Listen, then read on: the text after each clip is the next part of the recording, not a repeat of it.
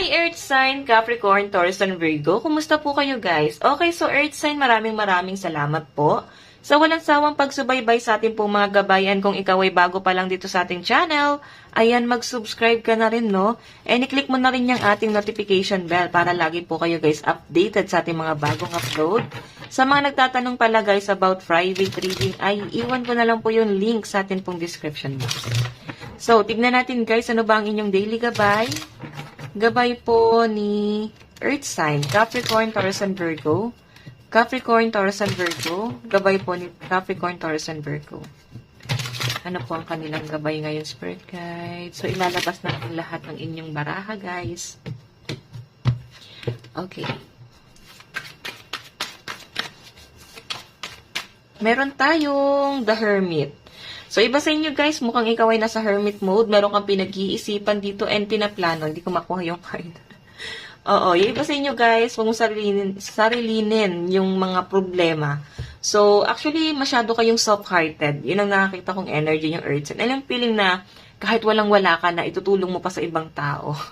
Isipin mo yun, Earth sign, masyado kang mabuti. Okay? Ayan, no? Nagbibigay ka ng oras sa mga taong nangangailangan sa inyo. Siguro guys, isa kang healer.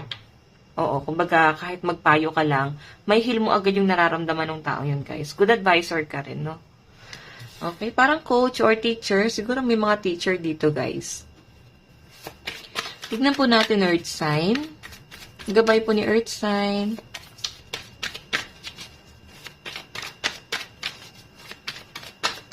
Okay, so guys, meron po tayong The Empress. Wow, napakaganda naman ito, Earth sign. Sige, tingnan pa natin. Ibaba natin lahat ng inyong card. And 3 of Cups. Last card pa, Spirit Guide. Oops. Meron tayong Ace of Wands. Okay. Okay. Kumapit ka, Earth sign. Kasi nandito ni The Magician, magiging busy ka na, Earth sign, sa mga susunod na mga araw. Iyan dami sarili mo, no? Kung hindi man to guys, araw ay mga buwan. This month lang din guys, no? May balance tayo dito, so mapapagod ka. Yan, kung magiging busy ka na naman, and sobrang ganda ng nakakita kong energy nyo, kasi the Empress, ito guys, ay abundance, no? Overflowing ang blessing na maaring paparating sa inyo guys. Kumbaga, yung baso ay iikot na. Pagod na tayo guys sa gulong ng kapalaran. Doon naman tayo sa baso, di ba? Sa baso, parang inuman lang guys, no? Kumbaga, ikaw na yung next in line, di ba? Ikaw na yung susunod doon sa linya. So, ang nakita ko dito guys, ayan, magkakaroon ng blessing. May paparating sa inyo guys na magandang biyaya. Maaring mabibili mo na yung dream car mo o yung pinapangarap mong bahay. And may nakita ko rito guys na maaring meron daw pong celebration na magaganap. Ayun, an amazing opportunity. Be bold, courageous, and optimistic. Now is the time to take action. Do what you're passionate about. Diba? Ano ba yung gusto mo talagang gawin? Siguro kailangan na mag-focus ka ron, Earth sign. Kasi ito ang ibibigay sa inyo guys ng universe. Kung ano yung minamanifest mo, no? Tignan pa natin guys. Ayan. Gabay po ni Earth sign. Meron ka pang pinag-iisipan dito, guys. Oh. Ano ba tong pinag-iisipan mo? Meron kasi ako nakitang maaring may lalakarin daw po ang mga Earth sign ngayon, pero siguro ay, alam mo yung feeling na laging nadidelay yung lakad mo? Kaya siguro hindi mo mag-grab tong opportunity na to. Kasi siguro magmumula po siya sa malayo. Itong opportunity na to. Yan. Okay, so tingnan natin.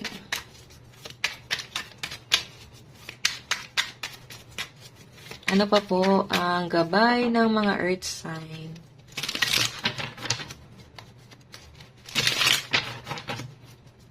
Earth sign.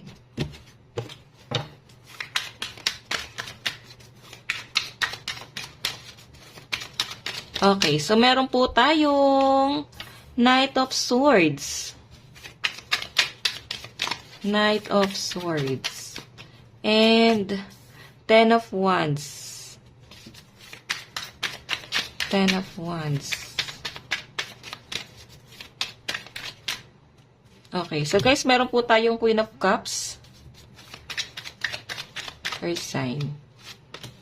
And King of Swords. So guys, malakas ang energy ng mga air sign, no? Maaaring ito yung mga makakadil mo. Air sign, Aquarius, Gemini, and Libra. Meron din po tayong fire sign, Aries, Leo, and Sagittarius, and water sign, Cancer, Pisces, and Scorpio. So, earth sign, ayan, ito yung mga possible na kadil mo.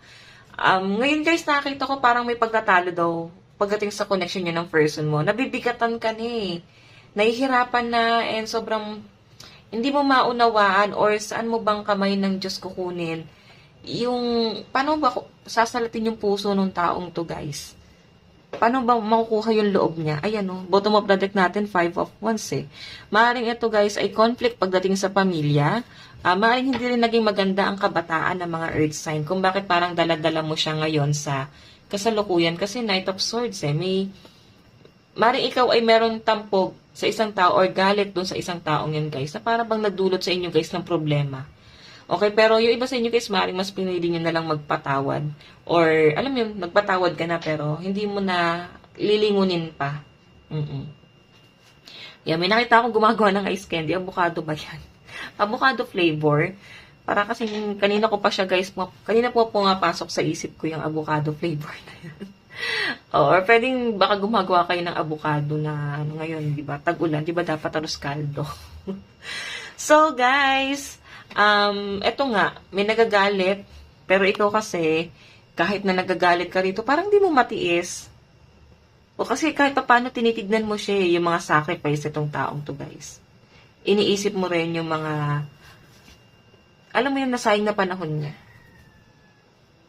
Okay, so, okay, so ngayon naman guys, nakita ko parang may mga gulo talagang nangyayari. About family to.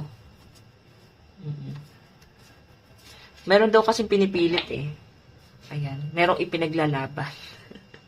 Sino ba yung taong yan guys? Ano ba pinaglalaban niya? Okay, so siguro kailangan lang talagang may pag-uusap. May settlement din po ako nakita rito and parang pag-uusap sa DSWD or parang something na settlement guys. Kayo nakakaalam nito kung ano man tong settlement na to. Basta nakita ko lang dito may gulo na magaganap na yun. So tignan po natin. Para daw kasi walang natuto rito oh. Advice, Spirit Guide. Ano po ang advice? Ano po ang dapat gawin ngayon ng mga earth sign?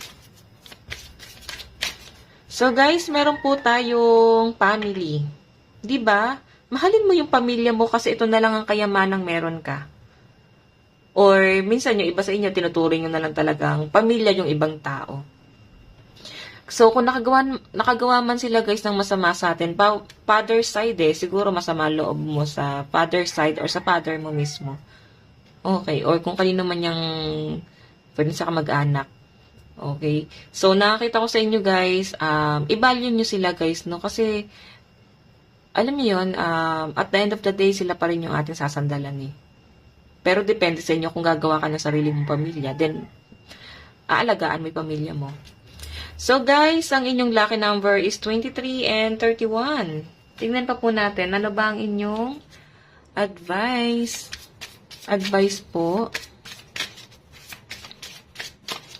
Advice, Spirit Guide. So guys, meron po tayong, ayan, baligtad yung card. Surrender with joy, pero naka-reverse. So, ayaw mo silang maging masaya, kaya wala kang isusurrender. Parang wala kang isusuko dito. Sabay-sabay na tayong maging malungkot ngayon. Parang damay-damay na to. So, ayan, guys, trust your gut feelings, no?